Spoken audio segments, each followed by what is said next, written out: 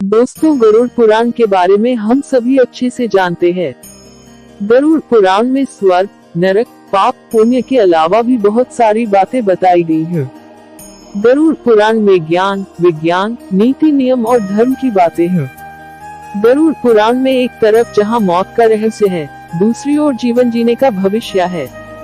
गरुड़ पुराण से हमें कई तरह की शिक्षा मिलती है।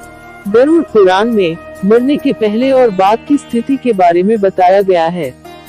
मरने के बाद जीव की क्या स्थिति होती है वो गरुड़ पुराण में बताया गया है। यह पुराण भगवान विष्णु की भक्ति और उनके ज्ञान पर आधारित है। प्रत्येक व्यक्ति को यह पुराण पढ़ना चाहिए। गरुड़ पुराण हिंदू धर्म के प्रसिद्ध धार्मिक ग्रंथों में से एक है। 18 पुराणों में से इसे एक माना जाता है। गरुड़ पुराण में हमारे जीवन को लेकर कई महत्वपूर्ण बातें बताई गई है, जिनके बारे में व्यक्ति को जरूर जानना चाहिए। और उन्हीं में से कुछ महत्वपूर्ण बातें आज हम आपको बताने वाले हैं, जो हम सबके बहुत काम आएंगी। नंबर 1, धैर्य और सतर्कता। गरुड़ पुराण कहता है, जिंदगी में मित्र भी है और शत्रु भी।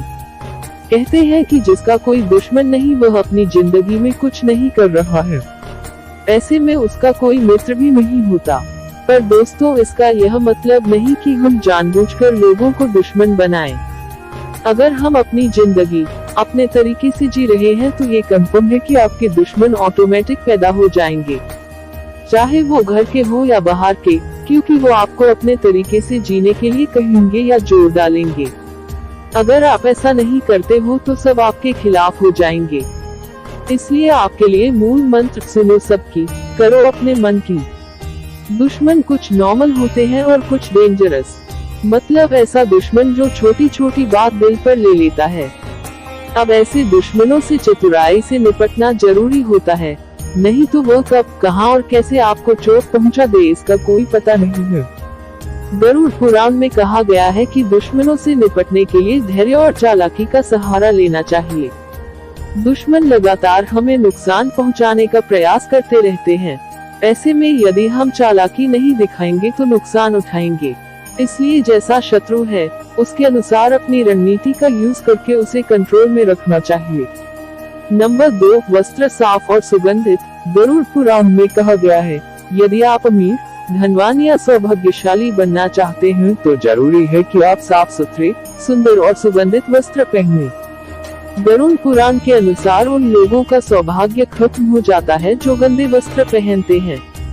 जिस घर में ऐसे लोग होते हैं जो गंदे वस्त्र पहनते हैं, उस घर में कभी भी माँ लक्ष्मी नहीं आती है, जिसके कारण वह घर माँ लक्ष्मी के सौभाग्य से वंचित हो जाता है और दरिद्रता का निवास हो जाता है। और आपने देखा भी होगा कि जो लोग धन और सभी सुख सुविधाओं से संपन्न हैं, लेकिन फिर भी वह लोग गंदे वस्त्र पहनते हैं, उनका धन धीरे धीरे खत्म हो जाता है। इसलिए हमेशा साफ एवं सुगंधित वस्त्र पहनने चाहिए, जिससे हमारे ऊपर महालक्ष्मी की कृपा बनी रहे। नंबर 3, ज्ञान का संरक्षित अभ्यास। कितना भी कठिन से कठिन सवाल हो, ज्ञान हो, विद्या हो या याद रखने की कोई बात हो, वह अभ्यास से ही संरक्षित रखी जा सकती है। अभ्यास करते रहने से इंसान ज्ञान में पारंगत तो होता ही है, साथ ही वह उसे कभी भूलता नहीं है। करत करत अभ्यास के जनती होत सुजान, रसरी आवत जात, सिल पर करत निशान। मतलब जब रस्सी को बार बार पत्थर पर रगड़ने से पत्थर पर निशान बन सकता है, तो निरंतर अभ्यास से मूर्ख इंसान भी बुद्धिमान बन सकता है। अभ्यास के बिना ज्ञान खत्म हो जाता है। यदि हम ज्ञान का समय समय पर अभ्यास नहीं करेंगे तो वह भूल जाएंगे। गरुड़ पुराण में कहा गया है कि जो भी हम पढ़े उसका हमें हमेशा एक बार अभ्यास करना चाहिए, जिससे कि वह ज्ञान हमारे दिमाग में अच्छे से सेव हो जाए। नंबर 4, निरोग शरीर। जैसे कि हम सब जानते हैं कि संतुलित भोजन करने से ही निरोग शरीर को प्राप्त किया जा सकता है। संतुलित भोजन से ही व्यक्ति सेहत प्राप्त करता है, असंतुलित भोजन से ही वह रोगी हो जाता है। भोजन ही हमारे शरीर का मुख्य स्रोत है। हमें हमेशा आधे से ज्यादा बीमारी इस वजह से होती है कि हम असंतुलित खानपान लेते हैं, जिसके कारण हमारा पाचन तंत्र ठीक से काम नहीं करता है। इसलिए हमें हमेशा जो जल्दी से पाचन हो जाए ऐसा खाना ही लेना चाहिए। ऐसे खाने से पाचन तंत्र ठीक से काम करता है और खाने से पूरी ऊर्जा शरीर को प्राप्त होती है। पाचन तंत्र स्वस्थ रहता है और इस वजह हमारे शरीर से रोग दूर रहते हैं। नंबर 5, एकादशी व्रत। हिंदू धर्म में एकादशी व्रत को ग्रंथों और पुराणों में श्रेष्ठ बताया गया है। गरुड़ पुराण में तो इसका महिमा का खूब वर्णन किया गया है। जो इंसान एकादशी का व्रत रखता वह सभी कष्टों से बचा रहता है, उसे उस व्रत का फल अवश्य मिलता है। एकादशी व्रत रखने के कुछ नियम होते हैं। इस व्रत को नियम अनुसार ही रखना चाहिए। इस दिन सिर्फ फलाहार ही लेना चाहिए, किसी भी प्रकार का व्यसन नहीं करना चाहिए, तभी यह व्रत फल देता है।